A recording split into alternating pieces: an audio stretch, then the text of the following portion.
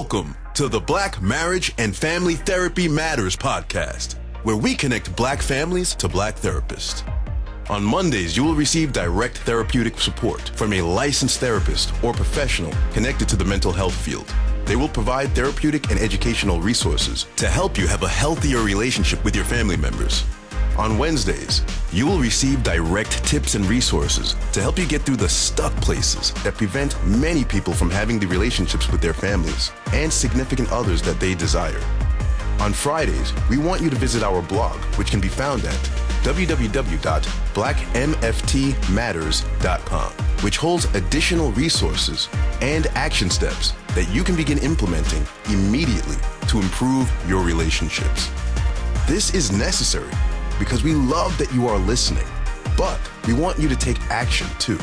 While you are there, please grab our A to Z Relationship Bootcamp and be provided with the skills you need to immediately communicate better within your relationships. Please note that while the therapists on podcasts are therapists, they do not serve as your therapist unless you have signed a confidential agreement with them confirming that relationship. Thank you in advance for listening, and we hope you are inspired. All right, it's time for the show. Here is your host, Dr. Connie Omari.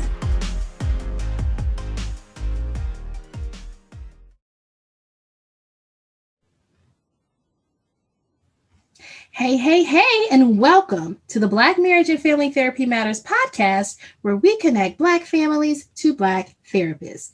Today's guest is Miss Shana Trimble. Hey, Shana. Hi. How you doing? I'm good. How are you? I'm excellent. May I tell our guests a little bit about you? Please. Awesome. Shana Trimble is a licensed marriage and family therapist in the state of Georgia and the owner of Imperfect Balance LLC, which is a psychotherapy practice dedicated to the systemic view of the person and the impact it has on relationships across multiple entities. She is passionate about the health of the whole person. She has extensive experience assisting individuals, adolescents, couples, families, and marriages suffering with or without mental illness. Her focus is strength-based modalities allows her to help many manage and overcome concerns related to psychological disorders, relationship issues, communication, and much more. Mrs. Trimble also has extensive experience within the human capital industry. Combining the knowledge of both, she helps businesses improve internal relations and develop a healthy culture that retains valuable staff and increases profit. With Ms. Trimble, you will see her desire to help within her community as a board member of the Tyro, Atlanta at the City of Refuge. Within this role, she dedicates time to youth advocacy as it pertains to youth empowerment and useful skill building, as well as assisting families reunite with loved ones who have been previously sentenced to jail. Mrs. Shana Trimble can be found on Psychology Today, the American Association for Marriage and Family Therapy, marriage.com, Facebook, Instagram, and by accessing her website, which is www.imperfectbalance.com. And I'm going to leave that link in the show notes so that you can find her. That's awesome, Shana. That's amazing. Just listening to that, I'm like, wow. You're like, who is she talking about? I can't believe I've gotten this far. Yes. How'd you do it? You know what? It took some time, of course, but I think passion was the driver. Mm-hmm. I think moving in our passion, moving in our purpose, right? I think that kind of led the way. And before I knew it, I was like, voila, I'm here. Exactly. Yeah. Exactly. Yeah. Awesome. Well, the topic of our conversation today is really about leaving an impact. Mm-hmm. I think, and you can correct me on this, but I think, especially in our community, in our Black community, a lot of it is about existing. Mm-hmm. I can't speak for you, but I'm interested to learn a little bit more. With myself, I was taught a lot about education. Mm-hmm.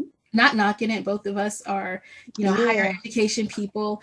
But there's a difference between education and purpose. It is. And I find, just for instance, I've had a lot of clients who were attorneys, Mm-hmm. And all of my, I don't know if it's just me, but all of my attorney clients are no longer attorneys. Like they became lawyers, and I don't know what happened, but I'm like, why do I have all these lawyers who just Transitioning, these people who's transitioning into something yeah, else. they're just Yeah. not practicing law. So maybe that's just like unique to me, but I do think it has something with about them wanting to leave an impact. And Mm-hmm. the general consensus of at least what I've seen is that a lot of times they would study law because it's a prestigious degree. It has a lot Mm-hmm. of credibility. It has a lot of status, a lot of money. Mm-hmm. But that impact that they're looking to leave that's like authentic and like within them, I don't think that law was the best way to do it. Again, I'm not saying that it's not for some people, Mm-hmm. but I've run into a lot of people who have had that experience. So tell me, what does it mean to focus on leaving an impact? For me, when I say think about leaving an impact and kind of like how I approach that issue with my clients is living life on purpose. Mm-hmm. I think sometimes, and I think for the most of us, at some point or another, we have gotten to the point where we're kind of on autopilot. Mm-hmm. And that means that, you know, it's about surviving, right? It's about surviving. It's about going to work. It's about paying bills. It's about being, you know, being where I need to be on time, you know, and getting into a routine. And that routine allows us to remove being intentional on the things that we're doing, Mm-hmm. right? To really sit back and say, okay, why am I doing this? You know, so leaving an impact not just on ourselves, but being conscious that who we are and who we create has some type of impact on the people around us. Absolutely. It has an impact on our kids. It has an impact on our job, our coworkers, our employees, Mm-hmm. the person that I meet at the grocery store who's Right, checking right, who's checking me out, right, right? right. So who I am and what I represent, the conversations that I have, they all have some type of impact on the other receiving end. Mm-hmm. So how can we purposely develop ourselves so that we are cautious that we want to leave some type of positive impact, right? And I think that that would like control a lot of our behaviors, Mm-hmm. right? If that was the first thought on my mind, you Mm-hmm. know, and not to exclude ourselves, because often we say, okay, I'm thinking about the impact that I leave on everybody else. But we also have to remember what is the impact that I am leaving on myself? What legacy am I leaving? Mm-hmm. And who do I allow to invite in to make some type of impact on me? I love it. I love it. Because a Yeah. lot of times you just said a word, because I see, and it happens a lot in our community when when relationships separate, whether it's a Hmm. boyfriend, girlfriend, fiance, marriage, whatever, a lot of times we blame the other person Yes. and we don't take responsibility for the fact that you invited that person Ian. in your life. Mhm. Yeah, Like you did. you said, come leave an impact on me. And it especially gets me when it's been like 10, 15, 20 years. I'm like, Hmm. you stay with a person for 20 years and the only problem is them. You know, you're not looking at your responsibility and inviting them in. Right. You know, and I think that comes from the educational part of therapy, right? So Mm-hmm. it's the idea that you cannot be a participant in a relationship and not play a part in the end result. Absolutely. There's no way, right? Mm-hmm. So just as I give, it's just as I receive, I give. Mm-hmm. And often we want to say, oh, well, no, it was all of their fault, you know. And then when we leave with that mindset, then what we do is we repeat all our negatives in the new relationship. And then we think that somehow it's supposed to have a new result because we're with someone new, but yet we haven't We haven't changed. changed. So then we're, wondering why all men are dogs. We haven't realized that what's the common denominator? I ignite because I have the power, right? And I talk about that as well. I have the power to influence someone else's behavior, Mhm, right? Based on something that I do, right? I have the power to attack you and therefore make you be on defense mhm, all the time and then respond in that nature. I have the power to love you in a way and help you learn how to love me, mhm, right? So I have that influence in a relationship. And a lot of times, like I said, that impact, we mhm. just don't think about it. We don't. We just don't think about it. Shana, thank you. Thank you so much for that. And you're talking to obviously Black people, men and women, but we'll hear a lot of women are listening to us and learning from us. And we have a lot of stereotypes, Hmm. men and women, but the angry Black woman, especially like in the Yeah. workforce and things Hmm. like that. And so you think about impact, and it's like you know, how do you work around that? Like knowing that it's a risk, for you to get maybe angry or for you Hmm. to, whatever it is, that you're doing. Right. Um, how can you best leave an impact in the face of when you have things maybe against you? Okay. So when I think about that, I definitely tap into myself, right? We are not anomalies to the fact that, we have experienced as African Absolutely. American women, right? Just because Absolutely. we're therapists and we teach Uh-huh. things, that Uh-huh. doesn't make us anti-human, Absolutely. right? Um, and I think when we are talking about developing self and we're talking about dealing with emotions versus the behavior that comes from an emotion, I think that there's a separation there. Emotions are serve a purpose. I think a lot of times when people say, "Oh, I was angry, I was mad, I was sad, I was whatever the what's considered the negative emotion." I believe that emotions are there for a reason. They guide us, they teach us, they tell us not to repeat things. They show us what we like and what we dislike. Right. So there's a purpose for them, but the response is the behavior to that emotion. Mm-hmm. And as we talk about leaving an impact and being present and being ourselves and being human and feeling emotions, but yet being okay with our responses, is really knowing like how to balance the two, right?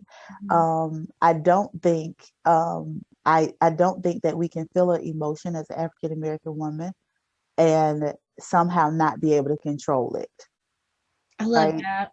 And Mhm. so it's an appropriate place and appropriate time. I know how to put you in your place without cussing you out. That part.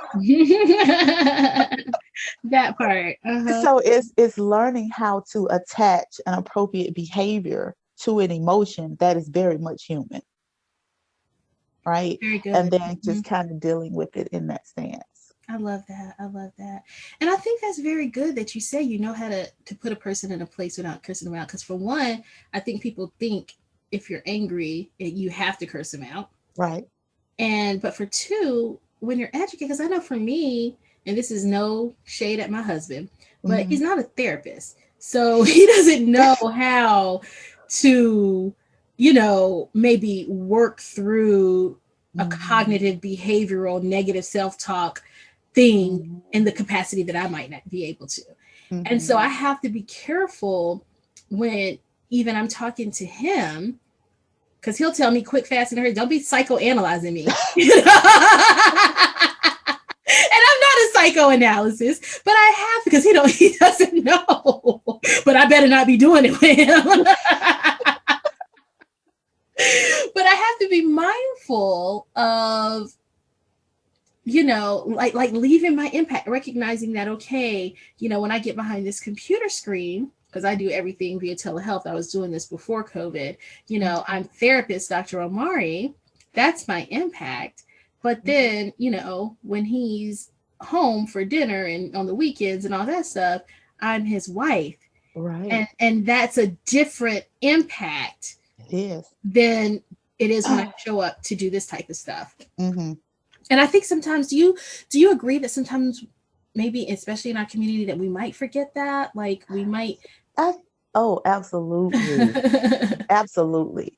I think we have not really been taught or Mhm, educated on how to effectively mhm, divide, mhm, without somehow feeling like I need to divide myself, right? So we have different lives. Each individual has different lives. So we have a marriage life or a relational life, we have a work life, we have a parent life, you know, and we may be consistent. Who we are pretty much stays consistent across all of that, but each one requires something different of us. correct, correct. Right. And so oftentimes when we start blending it all and giving each place in our lives the exact same thing, then we find that, oh, okay, this looks real chaotic. Or someone is not, I'm not getting satisfied out of this relationship, or someone else is not getting satisfied out of a relationship, because our impact is now just one dimensional way of thinking, right? Across all of these levels. So it's really understanding, okay, my husband needs something else. He doesn't need what my clients need. He needs a wife. He's not he hasn't signed up for the therapist part of it. No, we don't have a form. Yeah, and same thing like when I'm a parent, right? So, I talk about raising my daughters, and at no time did they need a therapist. They needed a mom, right? They And need a let's talk mom. about how hard it is to take that hat off. Mm. Because sometimes, I remember the other day, my daughter had a chocolate chip cookie, and we're counting. So we're counting the chocolate chips, whatever. And she's like, Mom, I just want the cookie. You know what I mean? Like, and I'm like, no, but count the chocolate chips. She's like, if you don't give me this cookie, So how do we find that balance? Like, you want to leave the impact, but I don't want her to think that she always has a teacher and an educator, because she gets that at school. It's not like the girl's not in school, But because I do this, I want, I don't know, like, how do you? It's funny that you say that, because even as I apply it to myself, I had to be open to learning from my kid, right? Open to learning that, I'm not in a position where I'm always the instructor. That I'm not learning information from you, because information is a two-way street when we have relationships, right? So being able to, first of all, connect with your children, and then being able to kind of learn from them. So when they say, okay, I just want the cookie. So then it easily is able to say, okay, let me feel that. Let me feel that. Right? Okay, so let me check. Okay, maybe I was doing that wrong, and be open to the fact that, yeah, even though we are considered, right, the parents are considered the leaders, we human, we can make mistakes. Right, absolutely. Right. Absolutely. And those mistakes don't negate an apology. It doesn't change the fact that I may need to evaluate it and do something different, right?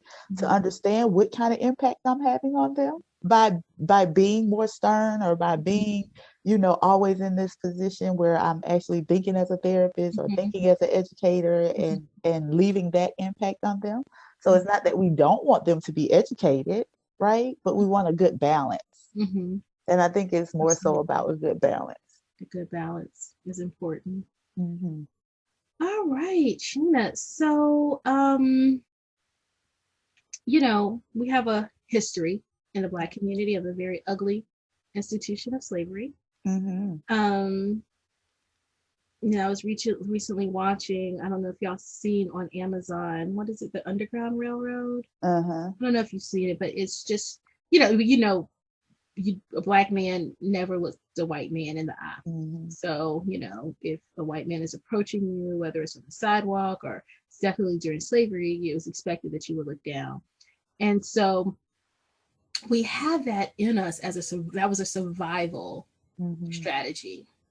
You could get killed if you looked a white man in the eye to suggest equality. So how do you think that history might affect our ability to feel comfortable and leaving our impact even today? It is such a, when I think about that, and I have a workshop coming up about racism and is it going to be online? Our mentality. It is. Okay, so I'll make sure I'll make sure I send you the information and just how we deal with racism and our own mentality, right?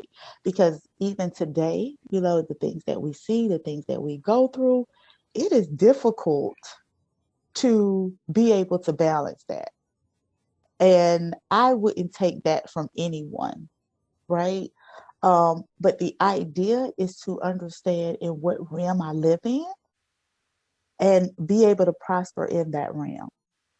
So that means that I can't use the idea that there is nothing for me to do if I'm always in a cap.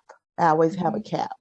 That means that it is something I have to do that will ensure that that cap is removed. Correct. Right? So when we start looking from a perspective of being held back and I'm still in this position versus I want to be out of this position, what is it that I need to do? I Mm-hmm. think that changes the impacts that we decide to leave. Mm-hmm. Mm-hmm. So, am I hearing you say it's a personal decision? It is all day because not everybody can do it, right? Not That's everybody true. can do it.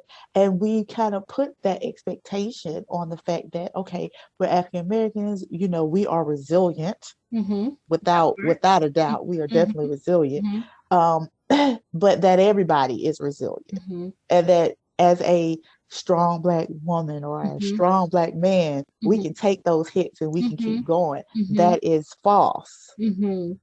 Right? That is Mm-hmm. false. It is Mm-hmm. not for everybody. So for those ones that are willing to uplift and leave that impact allows you to be strong enough to lead and carry someone else with you. Mm-hmm. I love that. Um, what do you wish Black families knew about being able to leave an impact? I think for the most part, be open.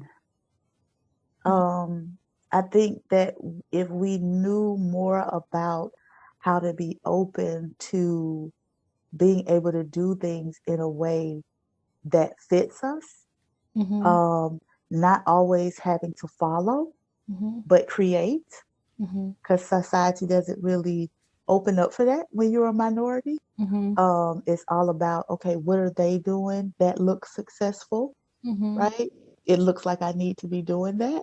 That looks like the thing that we're supposed to be doing. This is what when society is not us Mm-hmm. as a minority, right? Mm-hmm. Society tells us that we should be doing this. And then when we come home, we apply those same things to our homes and our relationships and our families, even though they don't fit Mm-hmm. who we are. I think the biggest thing is being open to that home adjustment, that we create what works for us Mm-hmm. and we have our own little culture at home to make sure that we thrive. We don't push ourselves to a place where it's just really unhealthy for us. Because sometimes adopting what the majority is doing is not good for us. Absolutely. Absolutely. Yeah. And so Absolutely. I think that whole um, do what you see, regardless of what it does to us, is not a good idea. It is not a good idea. It is not a good idea. What do you wish Black families knew about leaving an impact? How it affects so many things, Mm-hmm. right? So many things, so many avenues, so many divisions, how the world sees us Mm-hmm. um, as a collective, Mm-hmm. um, the power it has on our children to do something different Mm-hmm. in the next generation. Mm-hmm. Um, it's almost like our impact redesigns our DNA. I love that. I love that. I love that. So with each positive impact, we become stronger, we become more resilient, we become more powerful as people, um, and then it uplift ourselves, right? The ability to stay on top, be based on your own accord, and not because somebody else is holding you there. Absolutely. We're Absolutely. not dependent on the strength of somebody else. Mm-hmm. I think that makes a difference. It does. Where do you see Black families struggling the most in finding their impact? Mm, I would say expectation. Mm, tell me more. I think as I run into like some of the clients that I have, some people that I know, Mm-hmm. um, our expectations of self sometime, our expectation of what our communities and the world is supposed to be doing for us because of something. Mm-hmm. Um, I think that impacts our ability to put some of our ability, not everybody, we don't use policies, all never, but some of our abilities to push past, because I'm expecting something to happen that may not. And so then I don't put my full face forward or my 100% foot. I'm not actually trying to overcome, because I feel like half of it should come from somewhere else. Does this look like, I know in my practice when I'm working with women who have had bad experiences with love and relationships, they might not show up fully for fear that they might get hurt. In fact, a client recently told me I leave them before they leave me. Is that kind of what you're talking about? Yeah, pretty much. We have I think when we talk about expectations, we definitely use history. I think as human, we use history not to put our full selves forward, right? Whether we talk about slavery, whether we're talking about things that's happening in the current, whether we're talking about things that's happening in our relationships, we do use history to somehow create our expectations of what life should be like, versus going in to create what I think life should be like. One good example is, I'm a lover of relationships, right? So that's my passion. Yeah, yeah. So when I look at marriages and we come into a marriage and we come with our own expectations of what this marriage will look like, but because of that, we don't often come into the marriage with an idea that we're going to design our own. So then, therefore, that expectation that we come with, we're looking for something from that expectation, right? I'm looking for this man to behave like my dad did, or what I've seen on TV, and then these are the rewards that I will reap from that, right? So if I marry this man who has all this money, I'm looking for him to take care of me with this money, right? When he may not even be a giver in that absolutely area. Absolutely, yeah. Right? He might be like, my money is my money, your money is your right. Right, but because that's something that I've seen possibly where, my dad came home and he kind of took care of my mom, so then that's kind of expectation when maybe it shouldn't be. So it's coming together from the jump, right, with either myself or who I'm with to say, okay, I have these expectations, but then what do I want? How do we bring our expectations together, see what works, see what doesn't, and then create what we have now? And it's hard because, we tend to be, like I said, on autopilot. We just go with the flow. We fall in love. We don't have the real hard conversations with ourselves or with others, and we just hope that it'll just float until the issue pops up. And then we're like, oh. And where do you think, again, our history of slavery, I think I see this so clearly in what you're identifying, because, there at a time, again, not knocking education from one educator to another. There's value in that. We wouldn't be able to do what we're doing right now without it. We didn't have it. But there's more to it than that. Yeah, it is. And more if too. you are unable to demonstrate that, or if you're unable to find your purpose, it's like the example I was giving at the beginning with the attorneys. You don't get more educated than a law degree. You know what I'm saying? Like, that's about one of the highest, fields you can have. So, but that doesn't mean you're having a purpose. So I'm not knocking it, but I'm curious to know your thoughts on how, a couple hundred years ago, we were in the field somewhere. We couldn't even be in nobody's university. So it's, for the longest time, it's been all about getting there. Have we as a culture, have we lost some of that about being in touch with our identity and leaving an impact? I think so. Okay. I don't think anybody can say that, we look at what hard work meant then versus what hard work looks like now. We look at our idea to actually some of us, and I can even talk, if I just talk about me, right? Uh-huh. So I took the untraditional way of becoming a therapist. I was in corporate America, right? Okay. Okay. In corporate America, where corporate America can kind of make it easy, the idea is to, I get a job, I get a decent salary, right? And then I just do what I'm doing, right? Again, getting on that autopilot, going to work, coming home, get something to eat, maybe play with your kid, talk to your husband, go to bed, same thing every day, right? And just the idea that I knew that I wasn't doing enough, right? But I was comfortable in what society had now presented to me. You had So arrived. yeah, Yeah. and so it didn't require anything extra of me to Mm-hmm. live comfortably, Mm-hmm. right? Or to what I thought was comfortable. Mm-hmm. Um, and even though this inkling, because I always wanted to be a therapist, but I was like, do I want to go to school for 8 years? Do I want to be Right, right. That part. do I want to be studying for this long? Do I want to do that? So there was that reservation because guess what? That was work. Mm-hmm. That was work. Mm-hmm. And then so when I decided that, what, this itch in me just doesn't go away.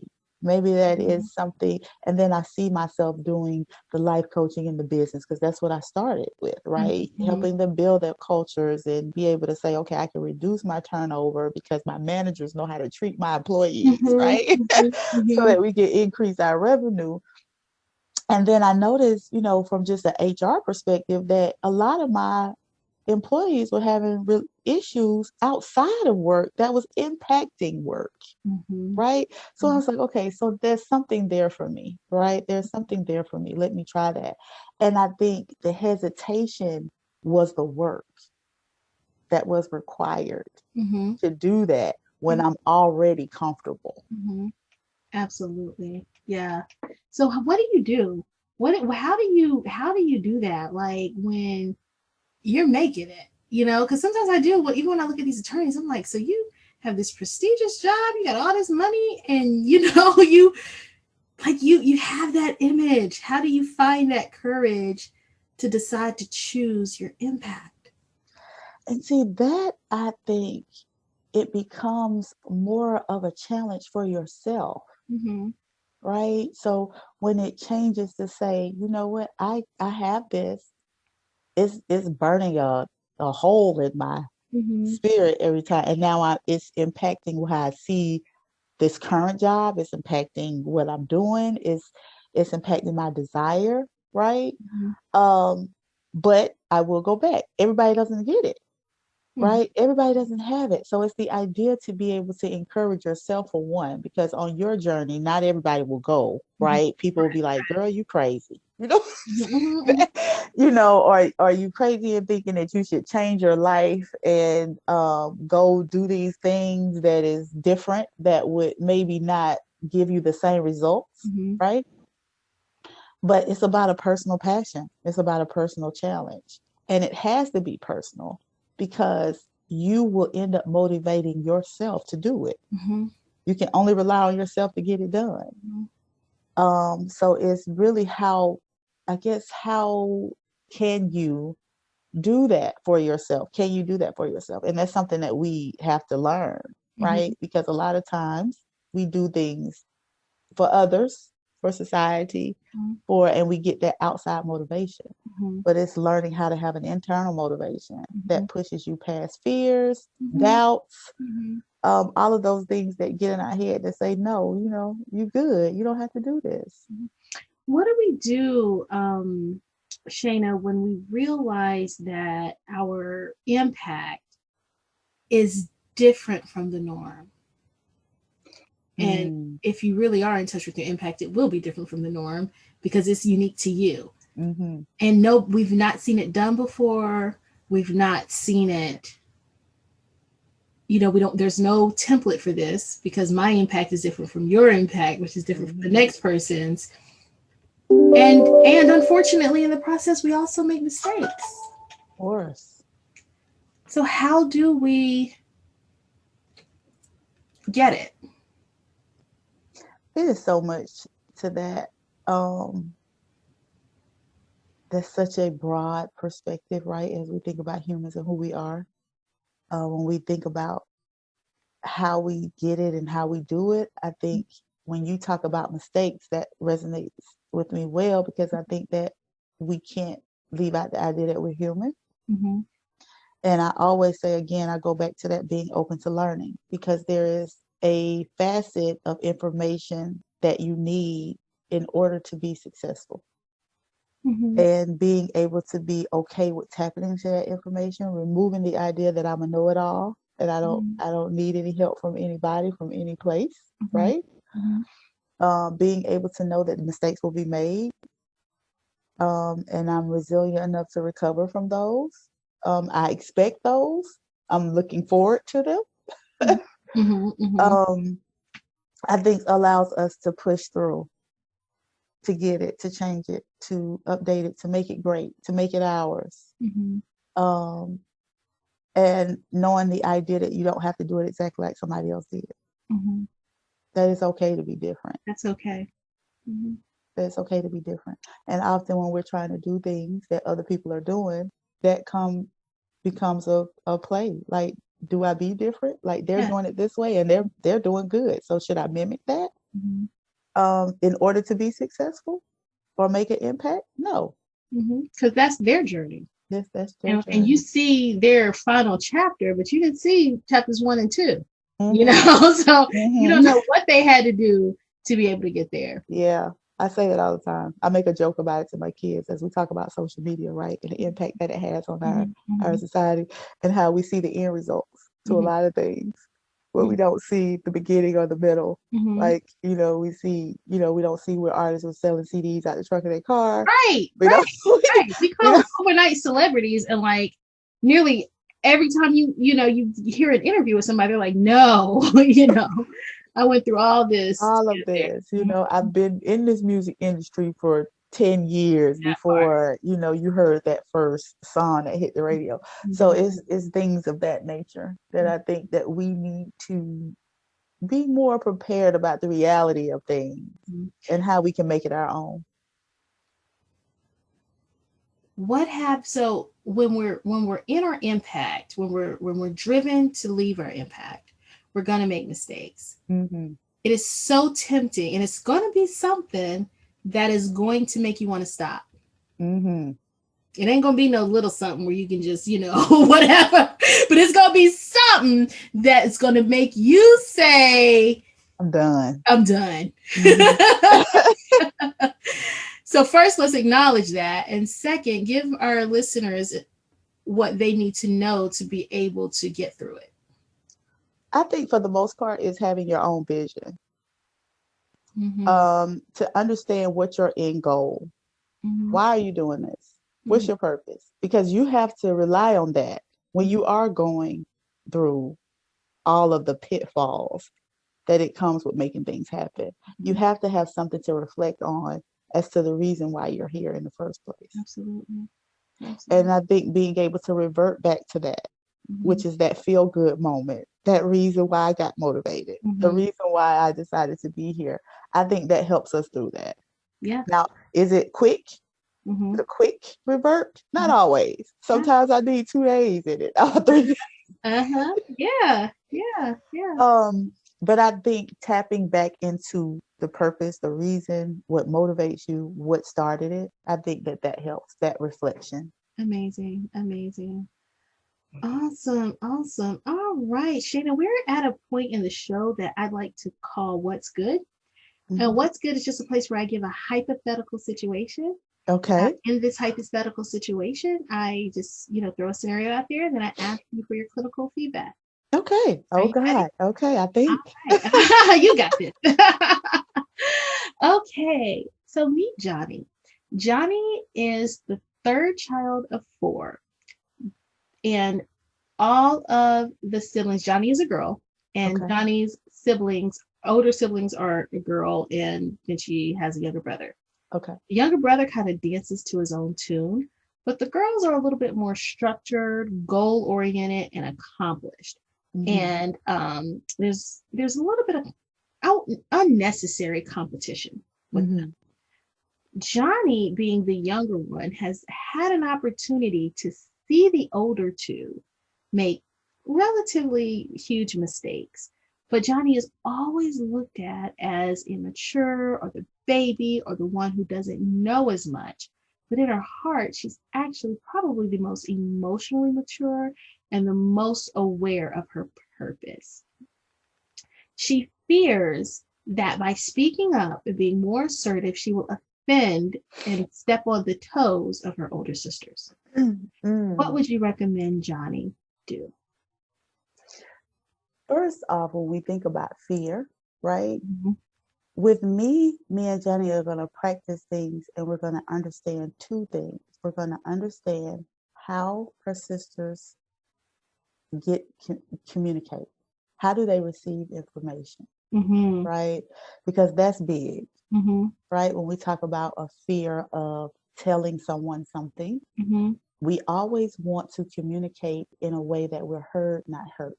That part. I love that. I'm going to repeat that. We want to communicate in a way that we are heard, not hurt. Okay. Right. Okay. And so what that does is kind of learning that, okay, I can speak up in a way that my sisters understand and I get my point across without them necessarily knocking me down. Mm-hmm. Right. Mm-hmm. But that is a learning curve often. And so it comes with practicing how to first formulate your thoughts into words when you've been dealing with fear so long. Mm-hmm. And that's something that obviously you do in therapy, right? So we're going to practice whether you practice it writing it down, whether you practice it in speaking, being able to pass the fear that you are initially comfortable with hearing yourself have a platform. Mm-hmm. And then adjusting that platform and how I communicate with my siblings Mm-hmm. to understand that, you know what, this is me, right? Mm-hmm. I have my own place outside of you guys. Mm-hmm. And with that, I can communicate ideas with you guys so that y'all understand. I can communicate my purpose. I can communicate my plan and what I see. And I can be heard and respected from it without any comeback because I did it in a way that they understood. Absolutely. That was so useful. Thank you for that. I thought that was an amazing way to conclude this podcast. So you've given us so much information. I'm sure that our listeners will want to be able to find you to get more or to connect more. So can you tell us where we can find you? And I'll list this information in our show notes. Yeah, so of course. So if you go to www.imperfectbalance.com, and when I say N, it's just the letter N, perfectbalance.com, you can pretty much get any type of access you want to me. So whether that's by phone, by email, or through like social media, things like that, Imperfect Balance at Instagram, Imperfect Balance on Facebook. And I'm very pretty much responsive in that way. Love it, love it, love it. All right. Well, thank you so much for your time today. You've been such a source of information. Are there any final things you want our audience to know today? Just love yourself as much as you can. I love it. I love it. Will do. Yeah. Thank you so much for your time. Okay. Okay. Thank you. Right. Good having you. Take care. Bye. Bye-bye. Thank you for listening to this episode of the Black Marriage and Family Therapy Matters podcast, where we connect Black families to Black therapists. Since you've listened all the way through, come on in and join the family. If you haven't done so yet, please join our free community where we offer weekly trainings and monthly giveaways. We can be found on Facebook under the Black Marriage and Families Matter Facebook group. And since you're serious about joining our family, we also invite you to join our All In campaign, which signifies your commitment to go all in, not only for yourself, but in helping us reach more people by downloading this podcast wherever you are listening to it, leaving us a review, and subscribing to our YouTube channel. This really helps us reach more people and change more lives. After all, Dr. Martin Luther King once said, we can all get more done together than we can apart.